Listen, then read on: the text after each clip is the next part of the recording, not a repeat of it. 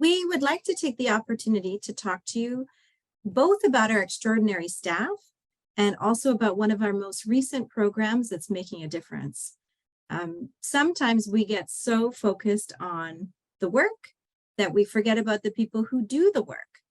And it has been very hard for us to be as connected at CILT as we normally have been and what we're used to. So we have taken to celebrating staff anniversaries during our staff meetings throughout the year. And so it's not every single one. It's only the kind of milestone anniversaries that end in a 0 or a 5. And so what we would like to do today is highlight for you those folks who have reached these milestones in the last 12 months. So I'm one of them. Myself, David Myers, and Hadil Dejani have all reached 5 years of life at CILT. And John Tam has reached 10 years, which is pretty incredible. So I just wanted to say a hearty congratulations and a huge thank you to all of our staff every day for everything that you do to support our work and to support IL. And a special congratulations to those folks who have celebrated milestone anniversaries this year. So thank you. And we celebrate these during our staff meetings too. But I wanted you all to know these are folks who have celebrated something this year. And we have one additional staff member that we would like to do a shout out to this year.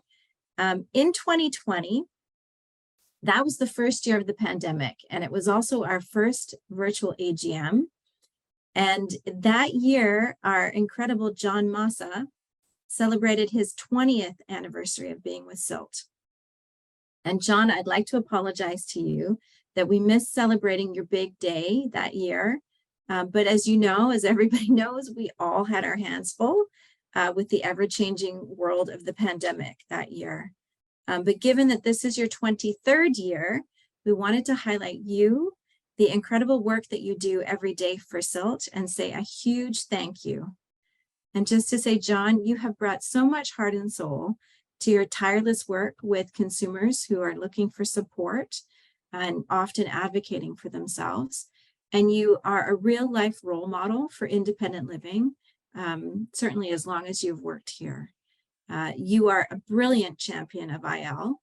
I learn a lot from you regularly, and we are lucky to have you as part of our team. And so, John, I'd like to invite you to say a few words about your amazing, incredible 23 years with us. Thank you, Wendy. John? Great. Thanks, Wendy.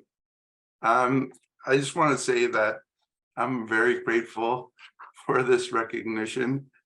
I also want to thank many CILT mentors that I've had in my life.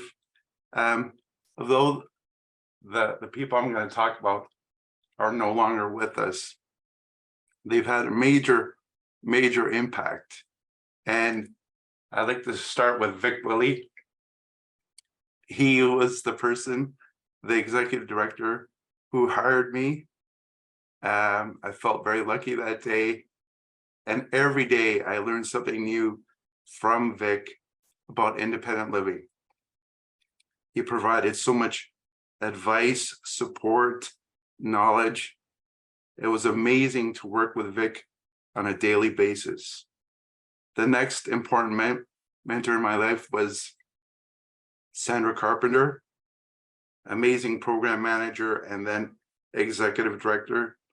She mentored me and entrusted me with many important projects at CILT, ranging from safety on Toronto streets and TCHC, and also the Aging with Disability Project.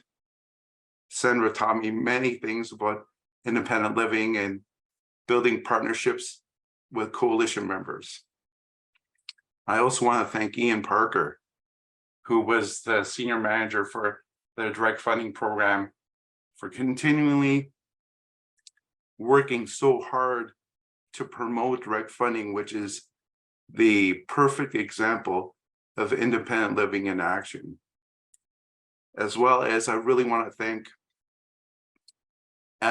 Ing Wong Ward, who was my senior program manager, who provided me with really high standards of working hard and relationship building with coalition partners. But all my work could not have been possible without a very strong team at CILT.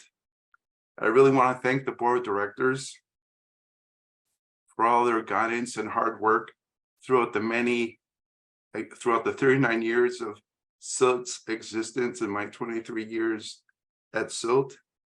And I want to especially do a shout out to Wendy, who I believe is the best choice for CILT. She's a strong leader, provides tireless advocacy and a voice for disabled people at important decision-making tables.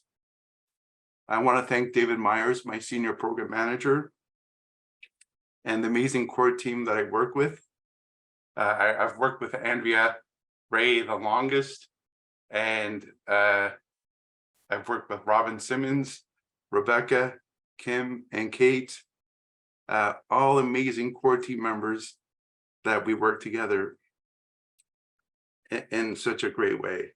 And I want to thank Lisa, the direct funding manager, and her DF team, as well as Danielle, the ASAC manager, and her ASAC team, Melissa Watanabe, the CILT admin manager, and her admin team. And I especially want to thank all the attendants at CILT that provided me with support, because I cannot do the work that I do every day. And I want to thank the many disabled and non-disabled organizations that I've worked with to advance independent living. And I want to say truly from the bottom of my heart that I love my job at CILT, because I can directly work with people with disabilities, as Jacques said, to provide hope, self-advocacy, autonomy, empowerment, and really importantly, choices and rights. I'm really thankful to the people that I work for, people with disabilities, and the general public. And finally, I want to thank my parents and my family for giving me such strong values of being kind, of having a hard work ethic, and always fighting for social justice for everyone. And almost fitting within the theme that Jacques said, there's a great quote that I love by Stephen Hawking. He said, quote, "We should seek the greatest value of our action." And that's what I try to do every day. So thank you again for this recognition. John, thank you. What a moving speech. And can I just ask everybody if you want to unmute just to say congratulations, John. Congratulations, John. Amazing. Congratulations. John. Amazing. Congratulations, John. Congratulations, John. Well deserved, John. Thank you. Thank you. I would also like to take the opportunity to note and to thank our two board members who are leaving us tonight. So as you heard earlier, Jacques LeBlanc, our chair, and Neil Mercer, and both have fulfilled their term limits, and both have worked very hard for us over the past few years. And I just wanted to say again, thank you so much for your commitment to IL and your commitment to CILT. And we wish you both all the best. And we will be sending you a small gift. We'll be following up with you both with a small gift. So thank you. I'd now like to invite David Myers, who is our Senior Manager of IL Programs, to tell you about an innovative program that CILT has been working on to increase inclusion of disabled people in the nonprofit sector. So take it away, David. Thanks, Wendy. My video is not enabled, so at this point you can't see me. So I'll just start reading until it is.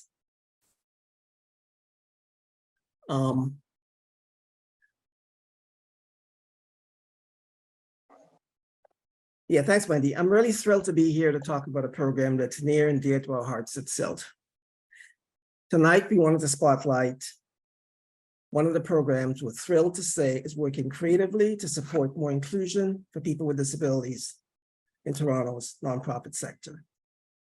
It's our IDE +8 project, which stands for the Inclusion of Disability Equity plus Accessibility Project. And we're going to have on screen some slides from some different workshops for your viewing purposes. Barriers to the inclusion of people with disabilities and deaf people remain a major equity gap in the work of the nonprofit sector across Canada. Many of you in the room already know that, I'm sure. People with disabilities are systematically shut out of the services and programs of many nonprofits, as well as opportunities to compete equitably for jobs and leadership roles, because often these programs and services are not accessible or inclusive to disabled people. CILT leadership's been sharing this story with nonprofits and our funders for several years. And we're thrilled when in 2021, we were invited to apply for a one-time reconciliation and equity grant from United Way Greater Toronto. We submitted a proposal to develop an innovative training program that targeted system-wide change in the nonprofit sector by organizations incorporating disability inclusion and justice principles in their diversity and equity plans and the programs they provide. The proposed training was to be co-created and facilitated by disabled and deaf community activists, artists, and educators with lived experience of ableism. All would receive capacity building training in co-facilitating the project workshops and would be meaningfully compensated for their work and for the expertise they were going to bring to the project.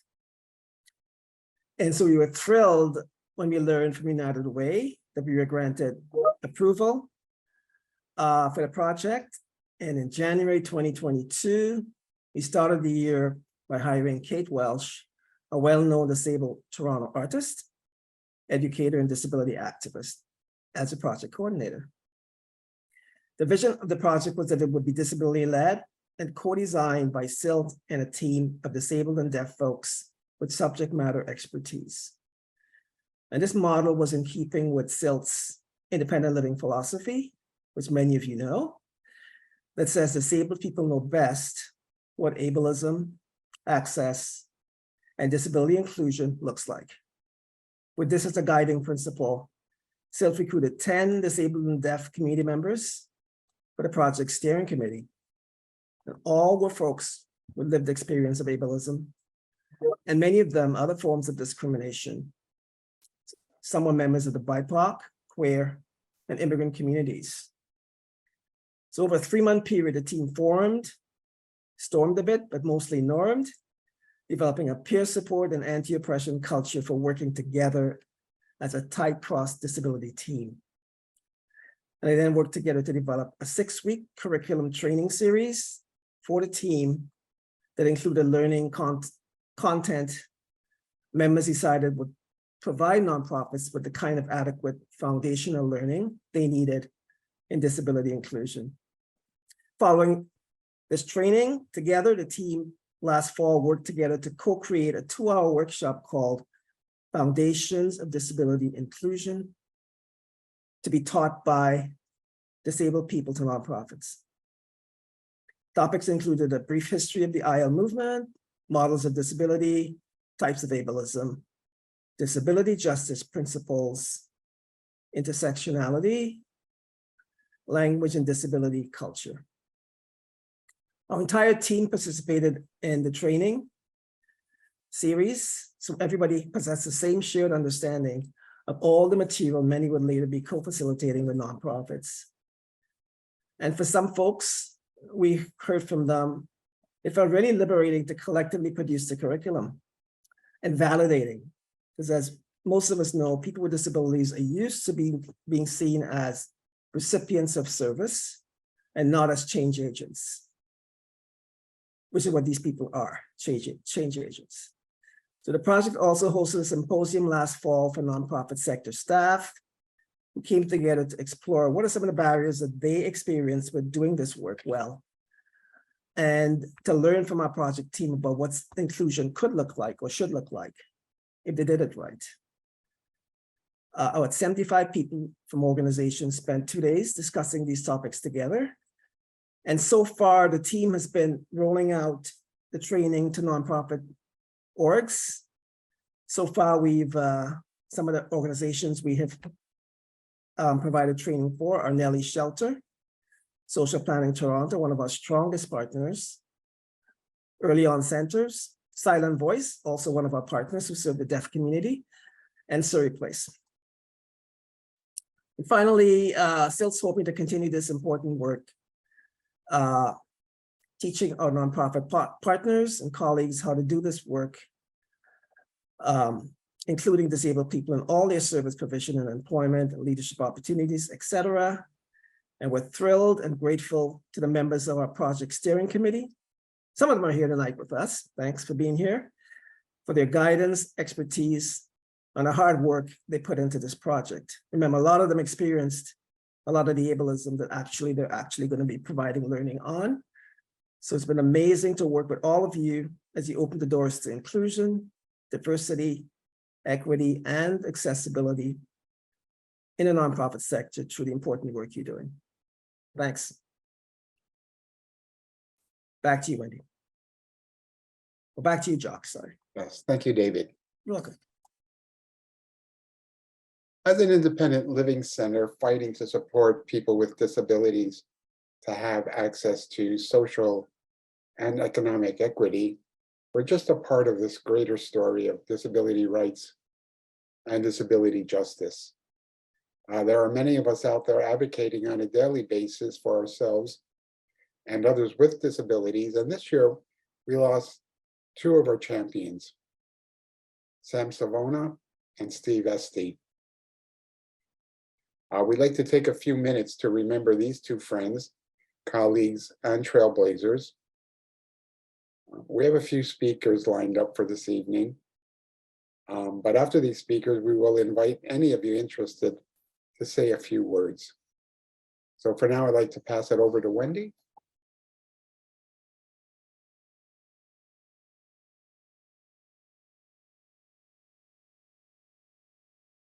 Jacques. Thank you, everybody. I'm just having a quick technical issue here. If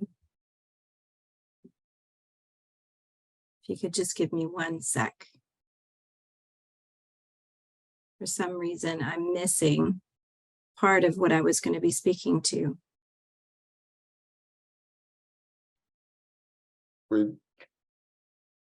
Maybe we could, I wonder if we could move on to talk about Sam first, and it would give me a minute to just locate what I'm looking for. Thanks.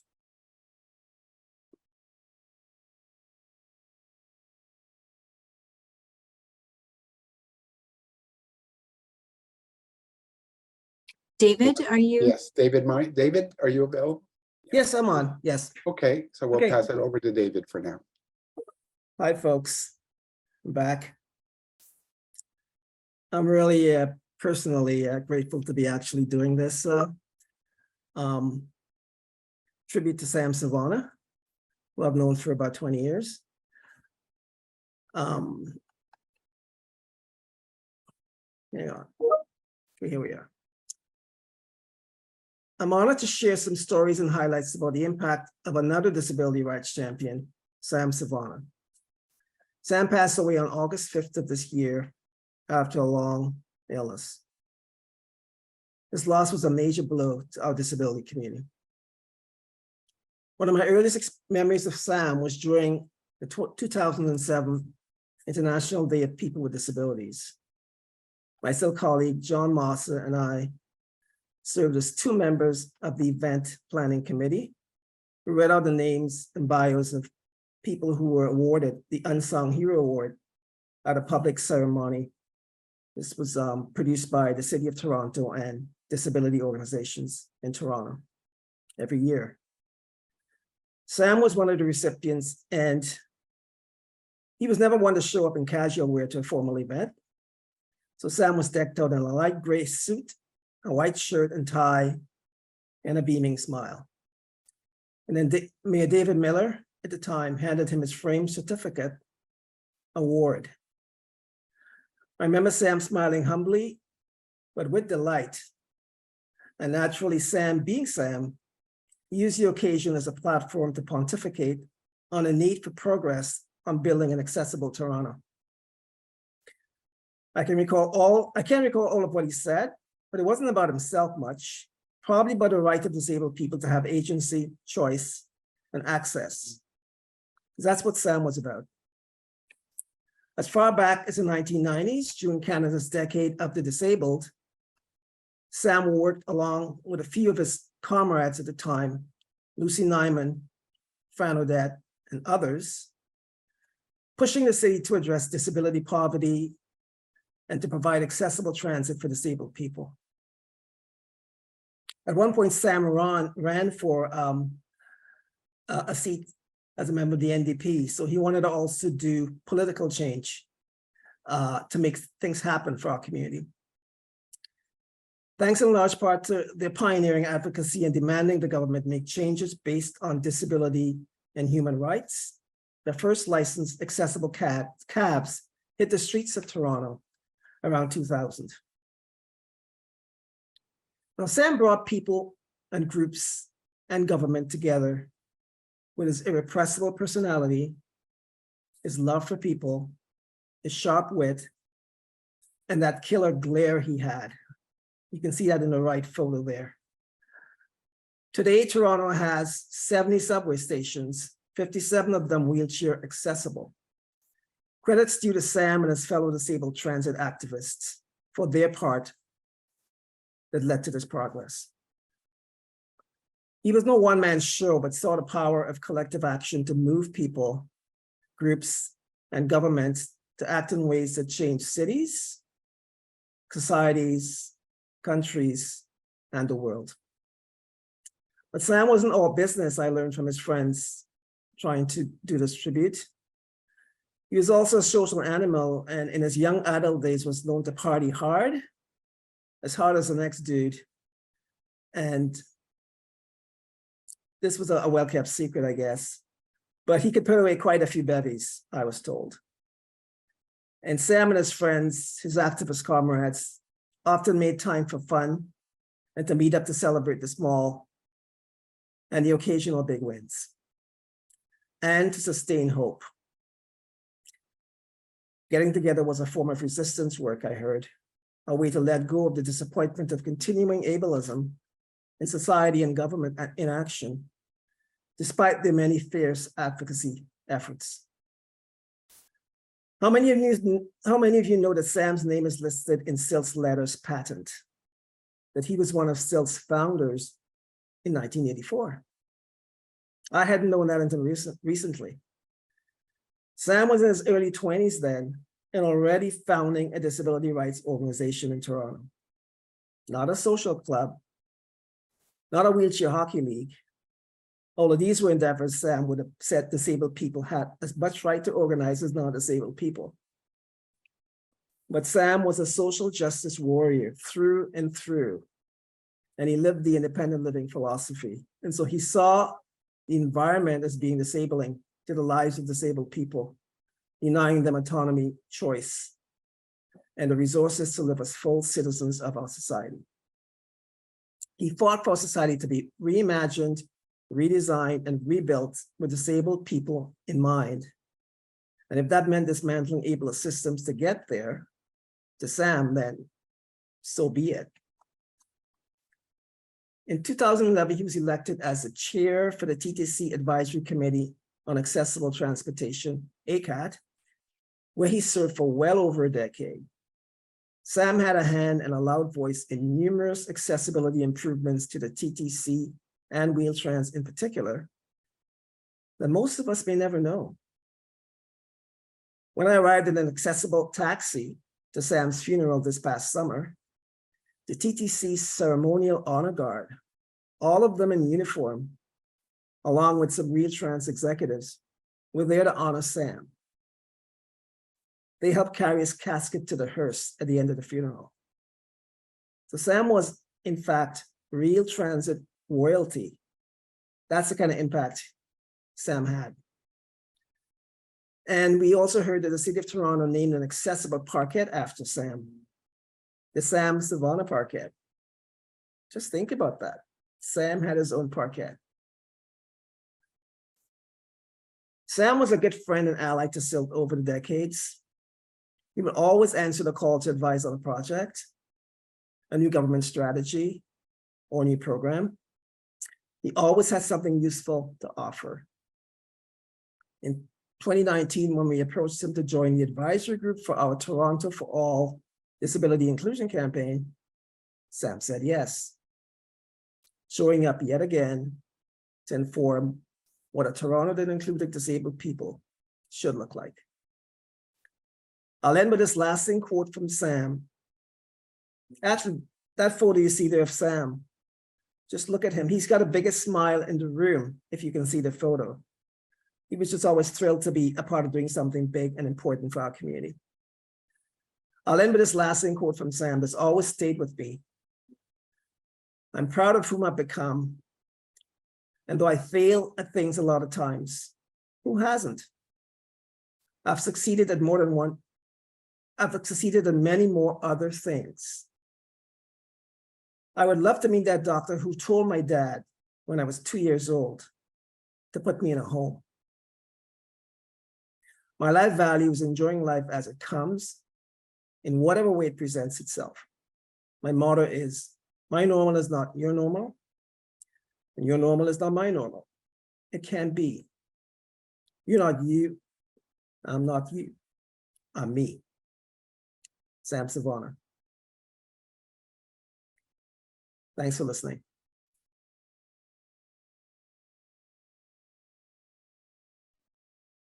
Thank you, David. Okay, so we'll return back to Wendy and see if Actually, Jacques, I think we were going to invite David Villa to speak next. okay, Then we can come back to me. sure. I know David is going to speak about Sam. Okay. Okay. So thank you, David. David Villa, yes, here is. Okay, great. I am. Thank you, Jacques. Thank you, Wendy. Thank you, David, as well. Wow, David, that was beautiful. And thank you to the CILT team. Some of those photos are some of my favorites of Sam. Absolutely love that. Good evening, everyone. Thank you so much for making the space today to acknowledge and celebrate Sam's incredible life. As mentioned, my name is David, and I'm one of Sam's nephews, many nephews and nieces that he had. Sam was always a larger than life figure growing up. He was somebody my brothers and sisters and I always looked up to, knowing all that he did through his life. My mom, Sam's sister, told me that when Sam was young and not growing in the same way his brothers and sisters did, and he had 11 siblings, his parents took him to the doctors. And as David mentioned just moments ago, they told him that it would be best to put Sam in a home and forget they ever had him. They said that if he made it, if he was lucky to make it to 20, he would probably have the mind of a 5-year-old. Thank goodness my grandparents didn't listen to those doctors and took him home to be raised like any of their other kids. And at 18, Sam moved out as an individual who wanted to be independent and make his way in the world. Along with the work that he did with CILT, Sam did many other things. David spoke a lot about those just now. He mentioned the Unsung Hero, Toronto's Unsung Hero Award. Sam was also awarded the Ontario Medal of Good Citizenship in 2013. And David mentioned the accessible park in Regent Park area. That was probably one of the things that Sam was so incredibly proud of. Before passing, Sam shared some letters of support he got from people I want to share a few lines from some of those with you. This past spring, Sam got a letter from Deputy Mayor McKelvey. She said, "Your work over the years is a reminder to us all that anything is possible." And then there was the letter from the Honorable Jack Layton, MP, and a leader at the time of the NDP. The Honorable Mr. Layton said, "You have inspired me and so many others with your dedication. There is so much more to be done, however. Let your voice ring out over and over, my friend. Keep leading us down the path to full equality and freedom." In reading a lot of the messages I received after Sam passed, many words from those emails about Sam kept coming up as well. Words like integrity, passion, leader, tireless, respectful, steadfast, optimistic, fighter, always the comedian, educator, and hero.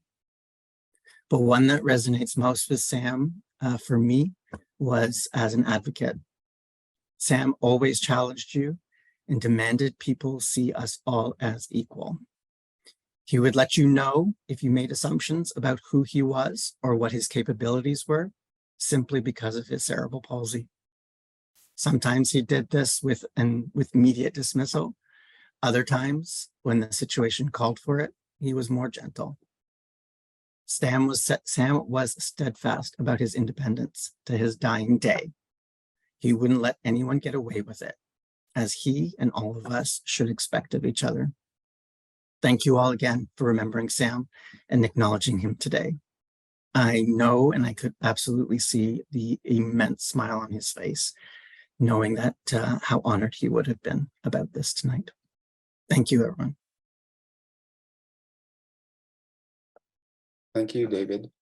And thank you to David Myers and David Vella for sharing your stories about Sam and speaking to the incredible impact he's had on making life more accessible for us. I'll now turn it over to Wendy.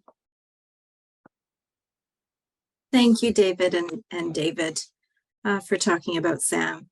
He was just a brilliant guy. And as you heard from David, both Davids, frankly, the impact that Sam made for all of us, will never be forgotten. So thank you very much for speaking about Sam. I wanted to speak a little bit about another champion for the rights of disabled people that we lost this year, my friend Steve Estey. And we lost him very unexpectedly just about a month ago. I first met Steve when I was in my previous job at the Canadian Working Group on HIV and Rehabilitation, which is now called Realize.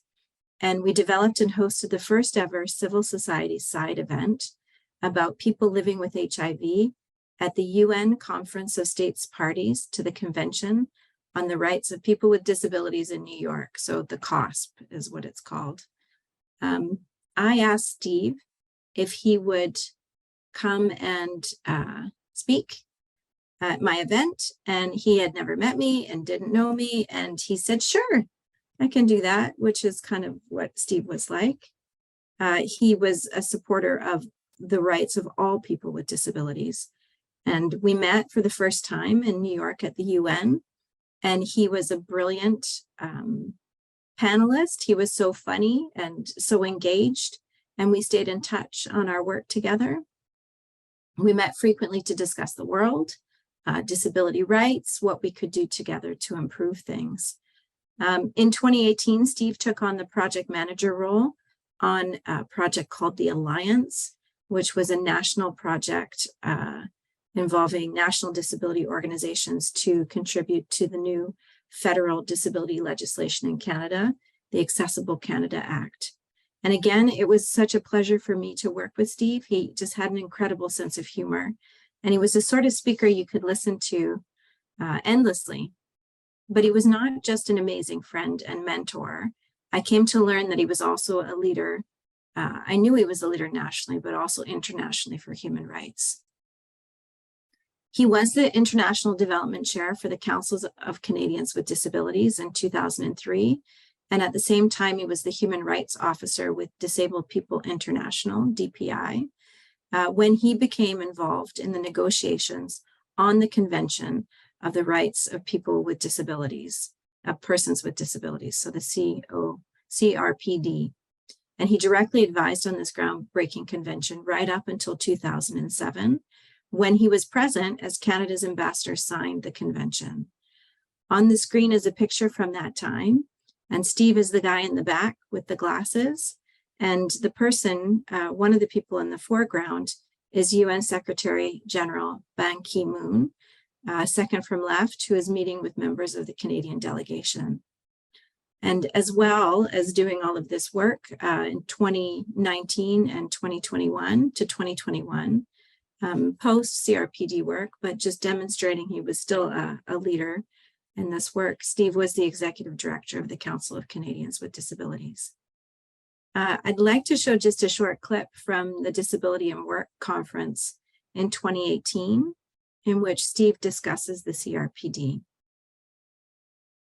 Just wondering if the tech team is okay with that. Thank you.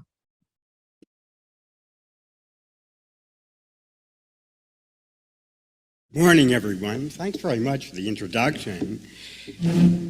I have to be honest with you, it's a little intimidating for a guy like me to be on a panel like this. We had a conference call of folks the other day, and I said, you know, I'm the only person who's not a researcher or an academic. I'm not sure I'm in the right place. They assured me on the call that I was in the right place, and I hope at the end of 12 minutes we all feel that way.